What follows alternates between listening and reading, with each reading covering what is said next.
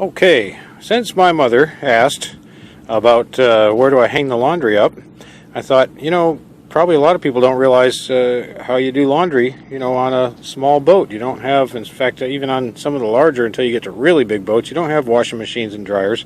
Definitely not dryers. So I'm anchored out here in Oriental Bay, a little harbor. It's barely a bay, really. Anyhow, that's where we're at. And I just finished the solar panel installation, and hopefully that video will be up before this one, but I've still got to do some editing. So anyway, I'm going to show you this. This is how you wash the clothes. It's pretty amazing, huh? Yeah, high tech. Now this is actually salt water, and if you notice there's only a little bit of suds, and that's on purpose. It doesn't take a lot of suds to wash the clothes. The suds don't do the work. The soap in there does, and the motion. So if we're underway, then I take the lid and I clamp the lid on there, and I can do a load that size, or a couple of them if I use more than one, and just set them back here in the back, and the rolling motion of the boat will slosh this back and forth with the lid on so it's not slopping all over, and you lash it to the corner there somewhere so that it doesn't slide off if anything hits hard. And just the rocking and rolling will do it on the way. But since we're in harbor and we're not doing a lot of movement, the boat doesn't really move much in the harbor, that we do it by hand. So, and it's real simple. We wash here, and when it's washed, we wring out as much of the soapy water as we can. We put it in the next one. This is for the quick rinse, the coarse rinse. Then we put it in one more, and that's for the final rinse. Squeeze it out real good. And the lifelines, guess what?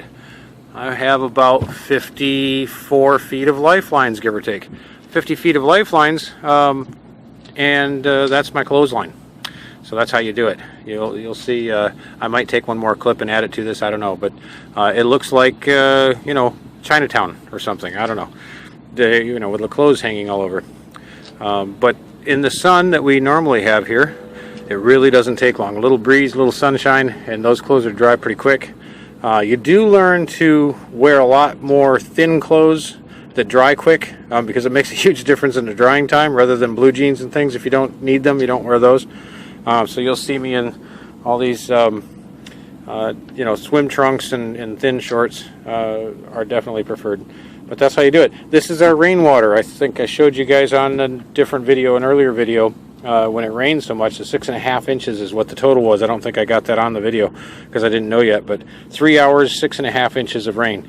So I collected rain in these containers and a bucket, and that's our fresh rainwater. So we're going to freshwater rinse without having to use up what's in the tank in the boat. And we're going to use salt water. And I could, in a pinch, if I didn't have this much rainwater, I'm using it because I do, but I could actually do the first rinse in salt water and then just do the final rinse in the fresh water, and it would be just fine too. So, but I've got so much of it right now, we're not going to worry about it. So that's it for now. We'll be back later. All right, we're back. Almost done. Got some in the final. Now you see why we have 2 rinses? Yes, that is nasty. Actually, that's some of the river water that we washed in. They did the initial washing in, and then we're rinsing that river water out along with most of the soap in the first one, and then you can see the last one's got a little bit of soap film in there, but not much. Rinsed out probably. Actually, that's probably rinsed out as good as most washers do. I started hanging some of the clothes up on the lifelines, and the rest of them are just piled up here on the Dodger, and I'll just run right down the sides, and we'll get the whole thing surrounded by clean clothes drying out. And it's probably by morning or soon after the morning hits, they'll all be dry. Couple of notes. I did have to change this water once in the middle, and this is about a week's worth of laundry, which for here, it's a lot of shorts, a lot of thin shorts, like I was saying, and tank tops and t-shirts, things like that. So it's not big clothing. It's not big bulky stuff like we wear up north.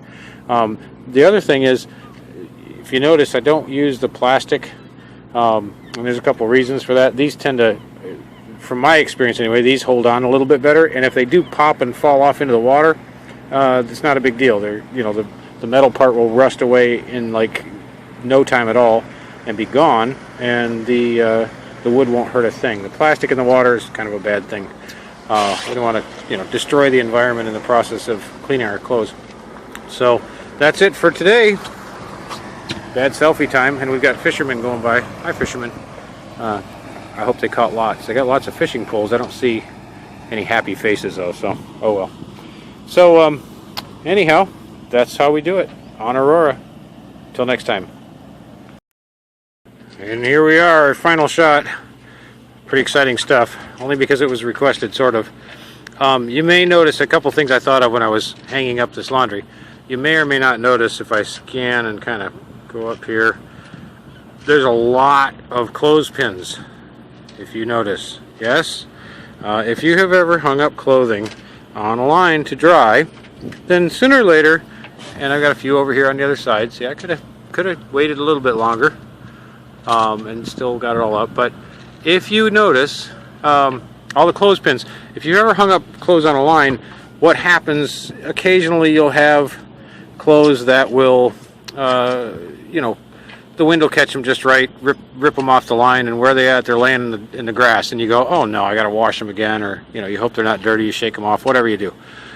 Murphy's Law of drying clothes on a boat probably goes something like, you know, there's a 50-50 chance which side of the line those clothes are going to land on if they pop loose.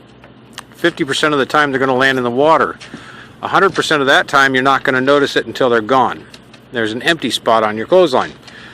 So they're gone. And the other 50%, when they would normally go on the boat side, they'll go on the boat side and then still manage to get off the boat, you know, because whatever wind took them will take them right across the deck and they're still gone. So Murphy's Law says no matter which side they fall on, they're going off the boat before it's over. And you just lost it. I did lose one shirt. Learned my lesson quickly. Lost one shirt. And of course it had to be one of those favorite shirt kind of things.